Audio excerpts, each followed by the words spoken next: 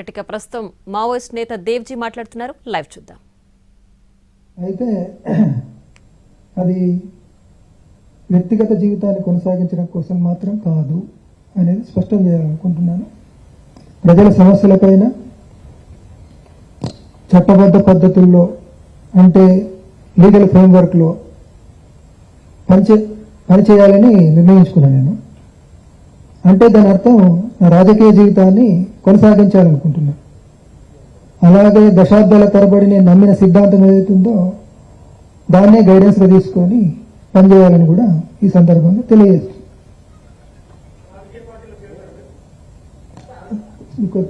కొంచెం आगे तो इसी बात को मैंने हिंदी में दोहराना भी चाहता हूँ जैसा कि तेलुगु में मैंने बताया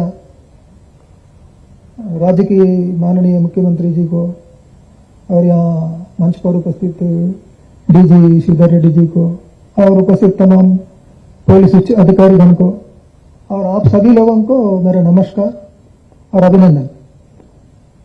मतलब कोई भी पूछ सकते इतने लंबा समय के बाद मैंने क्यों ये निर्णय लिया, तो बहुत ही संक्षेप में बताना है तो कुछ बीमारियों के चलते मैंने ये निर्णय लिया।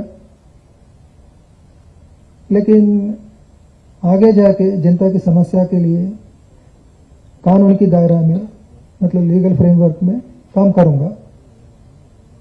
तो इसका मतलब इससे मैं ये बताना चाहता हूं कि मैंने आगे जाके आइंदा भी पॉलिटिकल लाइफ भी मैंने मतलब राजनीतिक जिंदगी ही मैं बिताऊंगा करके, और इसके साथ साथ मैंने दशकों से जो विचारधारा को माना उसको गाइडेंस के लेकर काम किया, उसी विचारधारा को लेकर ही मैंने काम करूंगा।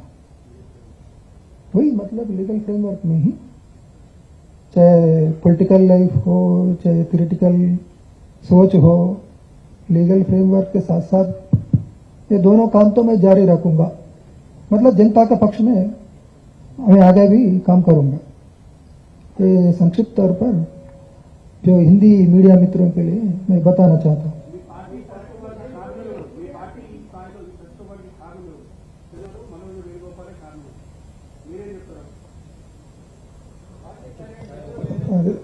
సంక్షిప్తంగా చెప్తా అన్నాడు. సో ఒక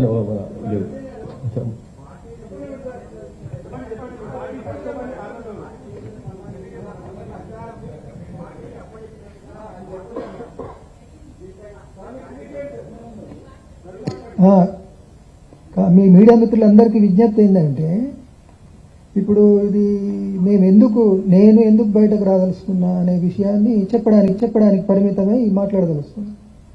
ఇప్పుడు ఉన్నటువంటి మీరందరూ ఎంతో ఆశపడి అడగడం మీ డ్యూటీ, మీరు ఆశిస్తారు కూడా. కానీ ఇప్పుడు ఉన్నటువంటి ఈ సందర్భంలో మీరు అడిగే విషయాలన్నిటికీ సమగ్రంగా వివరంగా చెప్పడం అనేటువంటిది సాధ్యం కాని స్థితి. అలాంటి స్థితిలో నేను ఏ ఒక్క వాక్యం మాట్లాడినా అది అపార్థాలకు, అపోహాలకు, అనవసరపు చర్చలకు దారితీస్తుంది. కాబట్టి ప్లీజ్ దాన్ని నివారించడం కోసం, అనవసరపు అపార్థాలకు, అనవసర చర్చలకు దారితీయకుండా ఉండడం కోసం నేను లేదా మేమిద్దరం నిర్ణయించుకుంది ఏంటంటే, మీరు ఎంత వివరంగానైనా కానీ ఎన్నైనా ప్రశ్నలు అడగచ్చు, ఎంతైనా కానీ చర్చ చేయవచ్చు. దానికోసం మేము తగినంత సమయం కేటాయిస్తాం. ఇంటర్వ్యూల రూపంలో వాటన్నిటికి కూడా జవాబులు ఇస్తాం. కానీ ఈ సందర్భంగా ఈ తక్కువ సమయంలో మీరు అడిగే ప్రశ్నలకు చెప్పే జవాబు అది ఉపయోగపడదు అనేది, ఈ స్థితిని అర్థం చేసుకుంటే బాగుంటుందని మీ అందరినీ అప్పీల్ చేస్తుంది. అంతే తప్ప వేరే ఉద్దేశం లేదు. అదే అన్ని ప్రశ్నలకు కూడా విషయాలు మీరు చాలా అడుగుతారని తెలుసండి, అడగాలి కూడా. కానీ సందర్భం ఏంటిదంటే, నేను చెప్పాను అనుకోండి, మేము అడిగిన విషయానికి ఉదాహరణకు 15 నిమిషాలు చెప్పాలి, కానీ నేను 2 నిమిషాలు చెప్తా. దాన్ని ఇంకో ప్రశ్నతో జోడించినప్పుడు అది అపార్థానికి దారితీసి వక్రీకరణకు గురి కాబడుతుంది. కాబట్టి అలాంటి స్థితిని అవాయిడ్ చేయడము ఈనాడు ఉన్నటువంటి పరిస్థితి రీత్యా రేపు నా రాజకీయ జీవితాన్ని కొనసాగించడం కోసం నేను నా రాజకీయ జీవితాన్ని కొనసాగించాలనుకుంటున్నాను. మీ ప్రశ్నలకు జవాబిచ్చే క్రమంలో నా రాజకీయ జీవితానికి సమస్యగా రాకూడదని ఫీల్ అవుతున్నా. వేరే ఉద్దేశం ఏం కాదు. ఇది మిమ్మల్ని అగౌరవపరచడానికో మీ ప్రశ్నలు లెక్క పెట్టకుండా వివరించడం కోసమో చేస్తున్నటువంటిదిగా తీసుకోవద్దని కోరుతున్నా, అప్పీల్ చేస్తున్నా.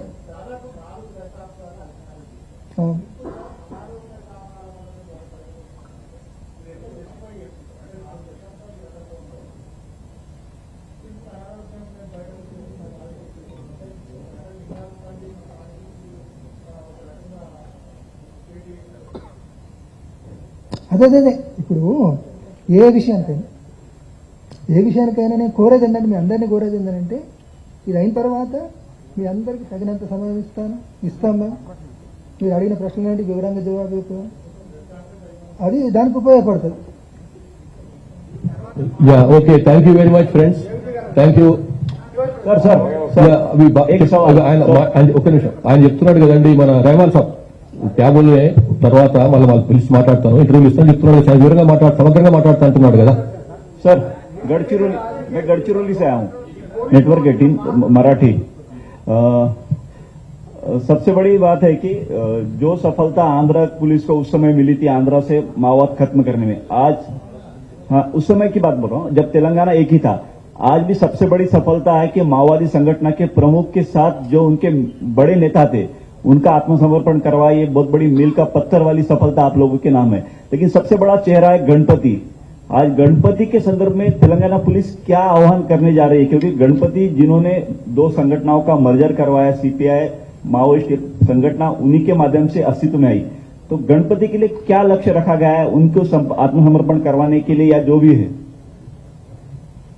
हमारी जो जानकारी है अभी गणपति जो है जंगल में नहीं है, अभी कहीं बाहर कहीं अर्बन एरिया में शायद है, तो अभी उनके लिए भी कोशिश कर रहे हैं बाहर लाने के लिए, जैसा उन लोगों से रिक्वेस्ट करके उन लोगों के साथ संपर्क एस्टैब्लिश करके हम लोग जो बाहर लाए हैं, उसी तरीके से उन लोग उनके लिए भी कोशिश कर रहे हैं, शायद वो भी बाहर आ जाएंगे, 4 दिन की बात है।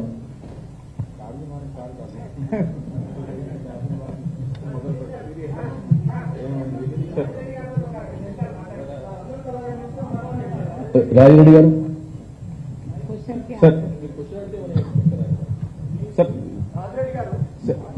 సార్ లొంగిపోయిన ముగ్గురు ఒక్క నిమిషం క్వశ్చన్ అడుగుతున్నాడు, ఇక్కడ అయిన తర్వాత అడుగుతాం. రెహమాన్ క్వశ్చన్ అడుగుతున్నాడు, తర్వాత అడుగుతాం.